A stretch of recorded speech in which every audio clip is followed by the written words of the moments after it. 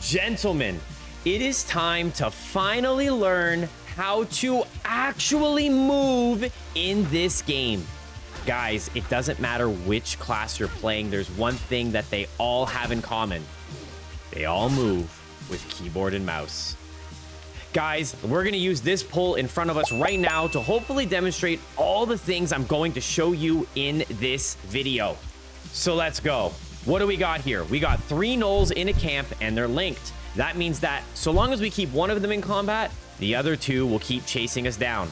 Now, normally you would use a little bit of a split pull to handle this, but if your movement technique is good, like it should be, you shouldn't actually have to use that all the time. So we aren't gonna split and we're gonna pull this straight up. We got 2 melee gnolls and we got a ranged gnoll in the back. We're gonna pull this front one here. He's gonna run at us and then we're gonna immediately start twist kiting.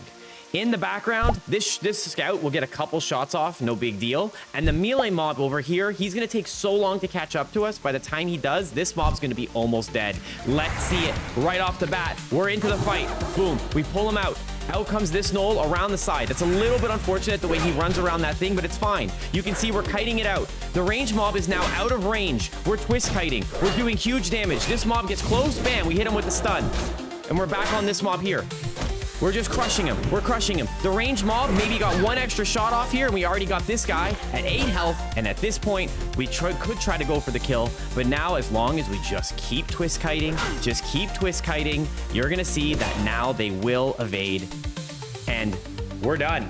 We didn't need to do no split pulling. We didn't have to do anything special there at all. Frankly, we hit that one guy with the stun. We didn't even really need to do that. Guys, that is the type of movement that it takes. Let's break that down bit by bit and finally learn this shit. Step 1, learn the straight strafe. This is very basic. Strafe means sidestep, and all we're gonna do is we're gonna use Q and E on our keyboard to move our character left and right in a sidestep manner. You can also hold right button and use A and D, but even when I do hold right button, I prefer to use Q and E because it allows me to actually release my cursor and use it when I need it. There are 2 huge reasons why we want to keep the mob in front of us and never allow it to hit from behind. Reason number 1. It's because when you're hit on the back, as you see, we just got dazed there. And when you're hit from behind, there is a chance you will get dazed, reducing your movement speed by 50%. That's bad. The second reason is because when you're hit from behind, you can't dodge, block, or parry, which means you have absolutely no avoidance at those times, which essentially means you're just simply taking more damage.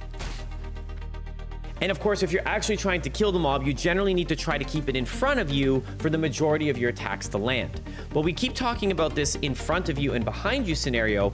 Let's make sure we actually understand what that means.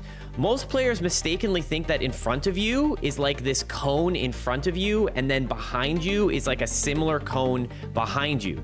And in actual fact, it's far simpler than that. In front of you is simply the entire 180-degree circle directly in front of you. This is all in front of you. And then behind you is the 180-degree circle behind you.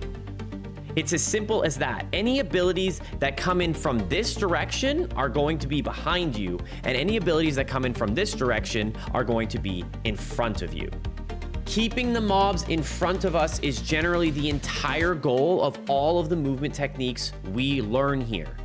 Now, the straight strafe is good at that, but eventually the mob does work its way behind us. As we look at our hitbox, what actually happens is the mob doesn't attack us right on from the front, and while we're moving, it doesn't even actually chase our side. It doesn't chase the middle of our hitbox. Mobs actually appear to target the back of our hitbox. So this means that if you run long enough and all you do is straight strafe, the mob will eventually work its way behind you. As we're right here, and we're gonna start strafing right. And you can see, look where the mob's headed. It's coming this way. It's kind of coming behind me. And eventually we start getting the notification that you are facing the wrong way. He's no longer in front of us. So how do we fix this? Step 2, learn the arc strafe. Essentially what we're doing here is we're going to run in a little bit of an arc. This makes it so that the mob attacks us on the front here, and then when it gets here, it attacks us on the front here, and it's always trying to keep up with our arc.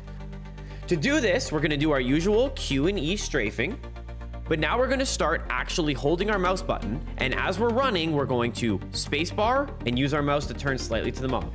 Spacebar, use our mouse, turn slightly to the mob. This essentially means we're constantly turning into the mob as we're running away, and it also creates that arc that we're talking about. That's why we call it the arc strafe.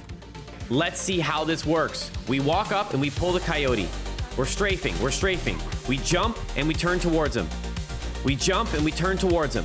We jump and we turn towards him. And as you can see, we are keeping the mob in front of us the entire time. But you might have noticed a problem. We can't turn left. We can only go one direction.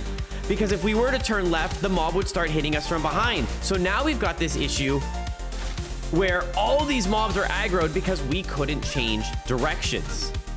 So what do we do about that? Step 3, it's time to learn the best way to move. I call it the twist kite.